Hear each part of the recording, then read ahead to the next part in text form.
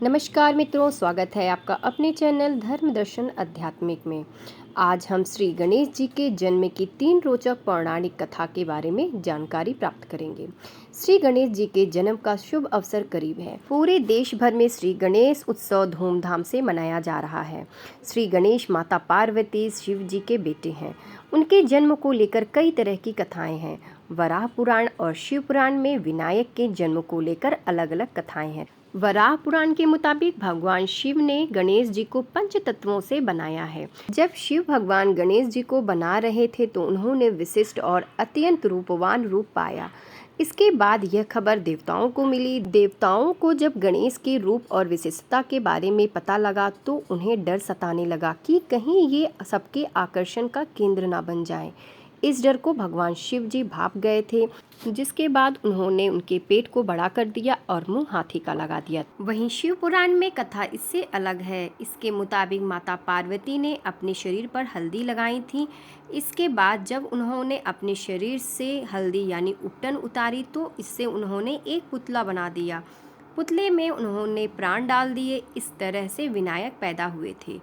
इसके बाद माता पार्वती स्नान करने जा रही थी। उन्होंने गणेश जी से कहा कि मैं स्नान करने जा रही हूँ, अगर कोई अंदर आए तो उसे अंदर आने मत देना। गणेश जी ने कहा ठीक है।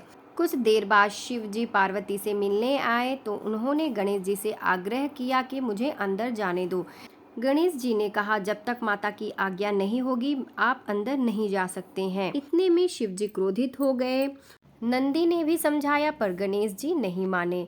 फिर वहां पर शिव जी के गण आए, ब्रह्मा जी आए। सबने गणेश जी को समझाया पर उन्होंने किसी की बात नहीं मानी और सबको मारकर वहां से भगा दिया। यह देख शिव जी को बहुत ही क्रोध आया और उन्होंने गणेश जी का सर त्रिशूल से काट दिया। यह सुनकर माता पार्वती बाहर आई और अपने पुत्र को इस हालत में देखकर वह रोने लगी और उन्होंने शिव जी से कहा कि आपने मेरे बेटे का सिर क्यों काट दिया है। शिव जी ने कहा कि ये तुम्हारा बेटा कैसे हो सकता है। इसके बाद पार्वती ने शिव जी को पूरी कथा बताई और कहा कि मुझे मेरा पुत्र जीवित चाहिए। शिव जी ने कहा कि यह तो असंभव है। मेरे शस्त्र से जो सर धड़ से अलग हुआ है उससे फिर से जोड़ पाना बहुत ही मुश्किल है। तब ब्रह्मा जी ने कहा कि एक उपाय है, अगर किसी बालक का सर मिल जाए तो हम इसे फिर से पुनः जीवित कर सकते हैं। तब शिव जी ने अपने गण को आदेश दिया कि किसी ऐसे बालक का सर लाओ जो उत्तर की दिशा में सोया हो और उसकी माता अपने पुत्र की तरफ पीठ करके सोई हो।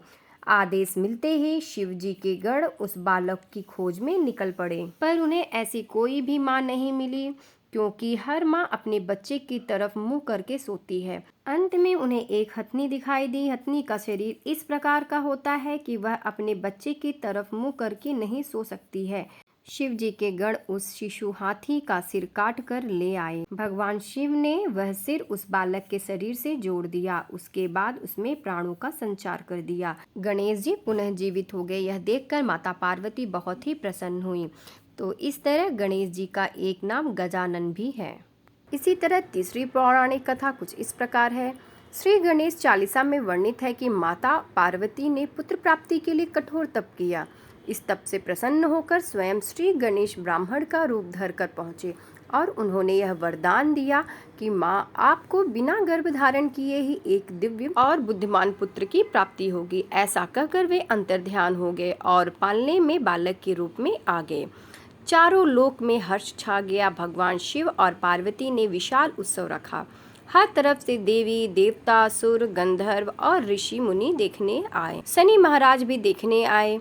माता पार्वती ने उनसे बालक को चलकर देखने और आशीष का आग्रह किया।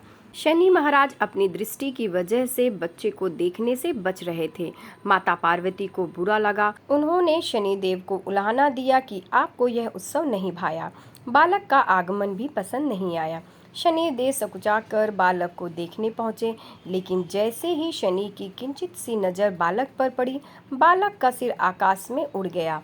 उत्सव का माहौल मातम में परिवर्तित हो गया। माता पार्वती विकल हो गईं। चारों तरफ हाहाकार मच गया। तुरंत गरुड़ जी को चारों दिशा से उत्तम श्रेय लाने को कहा गया। गरुड़ जी हाथी का सिर लेकर आए। यह सिर शंकर जी ने बालक के शरीर से जोड़ दिया और उसमें प्राण का संचार कर दिया। इस तरह गणेश जी का सिर हाथी का हो गया। आशा करती हूँ कि यह पौराणिक कथा आपको पसंद आई हो, और अगर आप अपना कोई सुझाव देना चाहते हैं या कोई शिकायत हो तो आप हमें कमेंट बॉक्स में लिखकर ज़रूर बताइएगा। तो मिलते हैं एक नई जानकारी के साथ, तब तक के लिए धन्यवाद।